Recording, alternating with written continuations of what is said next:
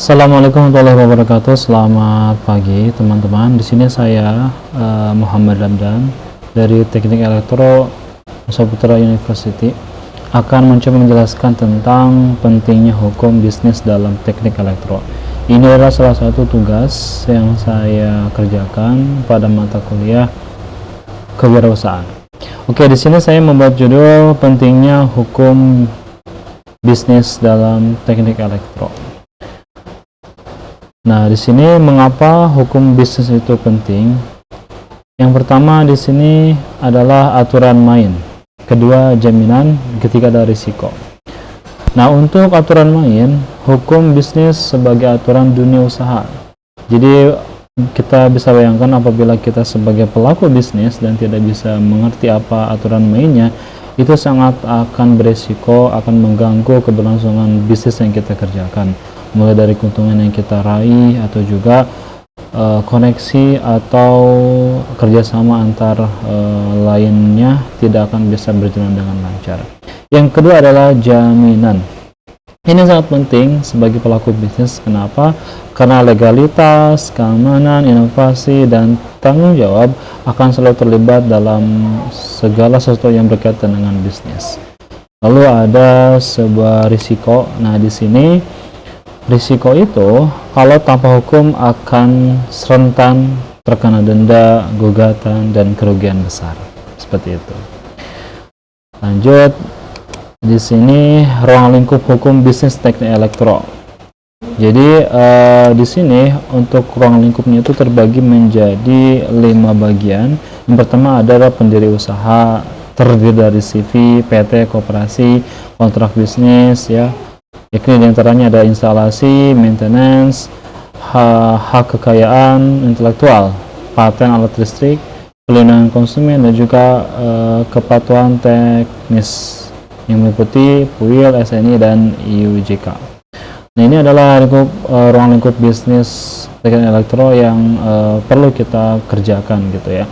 Mungkin kalau untuk pelaku bisnis di bidang elektro yang sederhana, kita bisa mulai dari mendirikan sebuah koperasi ya.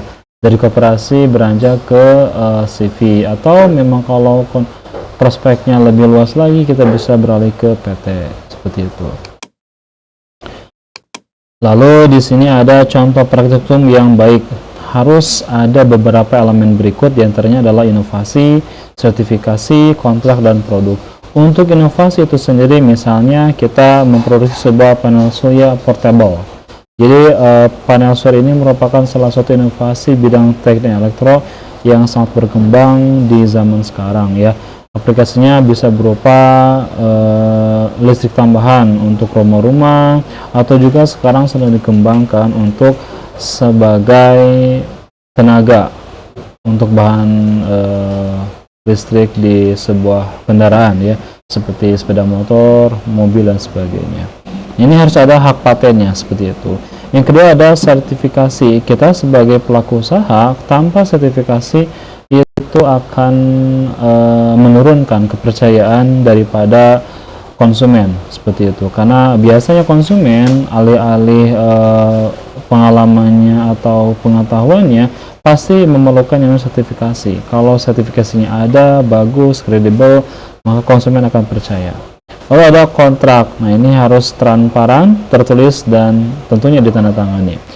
Lalu ada produk. Nah, produk biar bisa eksis di lingkungan pelaku usaha atau di market, itu perlu adanya standar yang berlabel SNI atau garansi resmi. Ya, intinya adalah agar dapat diterima di pasar.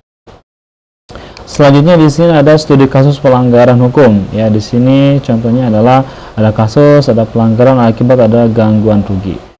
Untuk kasus gagal instalasi listrik proyek perumahan, ini adalah salah satu kasus bagi mereka yang berkecimpung di dunia usaha teknik elektro. Tidak sedikit pelaku usaha mengalami kasus seperti ini ya, gagal instalasi. Ini diakibatkan apa? Bisa jadi diakibatkan dari kurangnya pengetahuan dari para staf ya, atau juga lalai dalam mengerjakan SOP yang sudah ditentukan.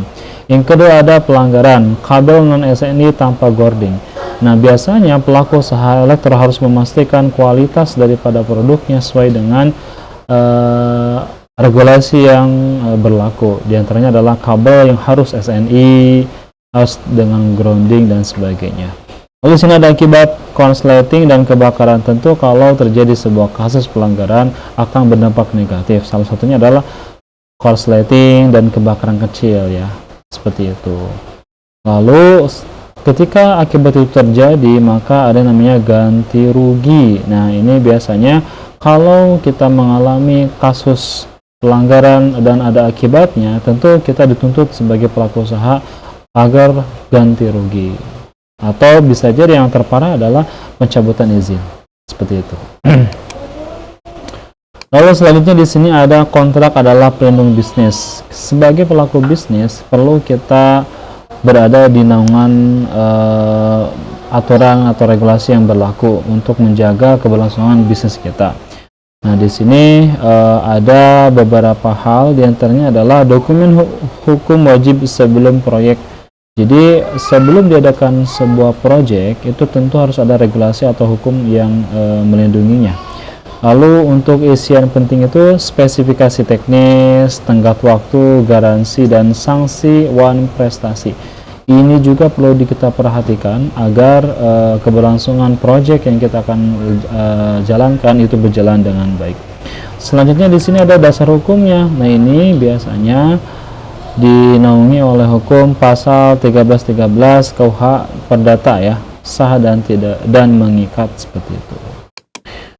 Lalu di sini ada lindungi inovasi dengan HKI. Apa itu? Di sini terbagi menjadi 4 bagian: paten, merek, hak cipta, dan juga manfaat. Paten berarti teknologi interfer hemat energi. Ini kita branding ke masyarakat bahwasanya kita sebagai pelaku usaha teknik elektro sedang mengerjakan sebuah teknologi inverter hemat energi misalnya, seperti itu. Yang kedua ada merek ya. Jadi merek atau branding itu tentu kalau bidang teknik elektro berkaitan dengan produk kelistrikan.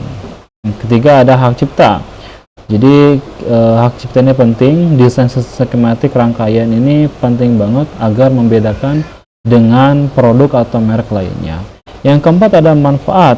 Jadi kita harus jelaskan juga manfaat dari produk yang kita buat kepada masyarakat luas, mencegah plagiat misalnya, atau kuatkan posisi pasar itu dalam rangka kita berkontribusi terjun ke masyarakat sebagai salah satu pelaku usaha di bidang teknik elektro.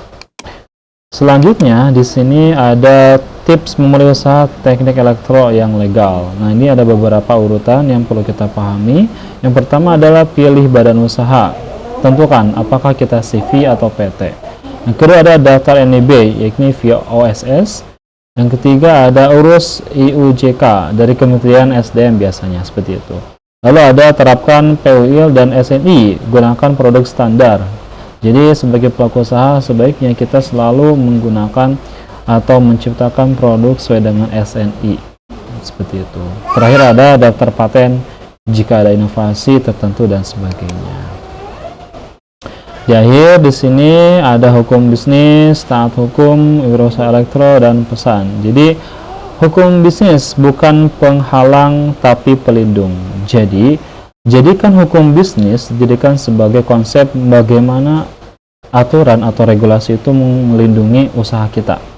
Jadi sebagai pelindung, bukan penghalang. Artinya kita harus mengikuti segala aturan atau regulasi yang berlaku yang diperlakukan oleh pemerintah. Selanjutnya ada taat hukum. Jadi pastikan usaha yang kita jalankan itu harus aman, terpercaya, dan kompetitif tentunya. Lalu di sini juga harus legal, profesional, dan bertanggung jawab.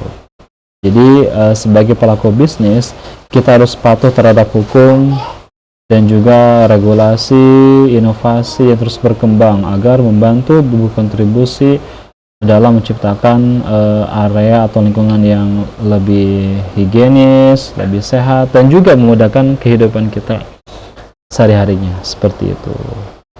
Dan juga di sini saya mengambil referensi dari 5 poin, yakni Undang-Undang Nomor 30 Tahun 2009 tentang Ketenagalistrikan, Undang-Undang Nomor 8 Tahun 1999, Perlindungan Konsumen, Undang-Undang Nomor 13 Tahun 2016,